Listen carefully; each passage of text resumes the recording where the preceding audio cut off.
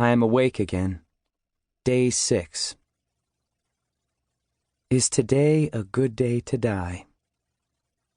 This is something I ask myself in the morning when I wake up. In third period, when I'm trying to keep my eyes open while Mr. Schroeder drones on and on. At the supper table as I'm passing the green beans. At night when I'm lying awake because my brain won't shut off due to all there is to think about. Is today the day? And if not today, when? I am asking myself this now as I stand on a narrow ledge 6 stories above the ground. I'm so high up, I'm practically part of the sky. I look down at the pavement below, and the world tilts. I close my eyes, enjoying the way everything spins. Maybe this time I'll do it. Let the air carry me away. It will be like floating in a pool, drifting off until there's nothing. I don't remember climbing up here. In fact, I don't remember much of anything before Sunday, at least not anything so far this winter. This happens every time. The blanking out, the waking up. I'm like that old man with the beard, Rip Van Winkle. Now you see me, now you don't. You think I'd have gotten used to it, but this last time was the worst yet, because I wasn't asleep for a couple days or a week or two. I was asleep for the holidays, meaning Thanksgiving, Christmas, and New Year's. I can't tell you what was different this time around, only that when I woke up, I felt deader than usual. Awake, yeah, but completely empty, like someone had been feasting on my blood.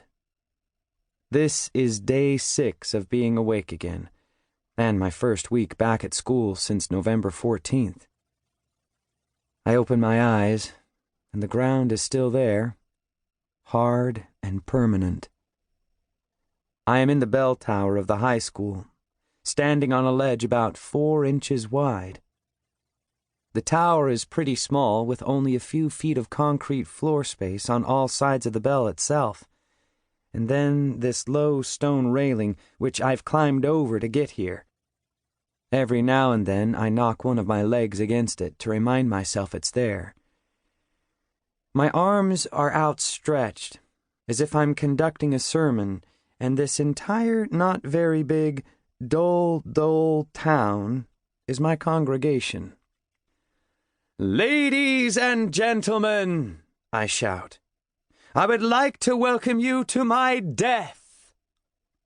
You might expect me to say life, having just woken up and all, but it's only when I'm awake that I think about dying. I am shouting in an old-school preacher way, all jerking head and words that twitch at the ends, and I almost lose my balance. I hold on behind me, happy no one seems to have noticed, because, let's face it, it's hard to look fearless when you're clutching the railing like a chicken. I, Theodore Finch, being of unsound mind, do hereby bequeath all my earthly possessions to Charlie Donahue, Brenda Shank Kravitz, and my sisters. Everyone else can go F themselves.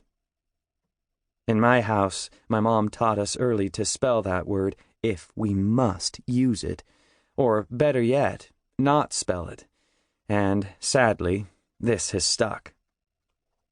Even though the bell is rung, some of my classmates are still milling around on the ground.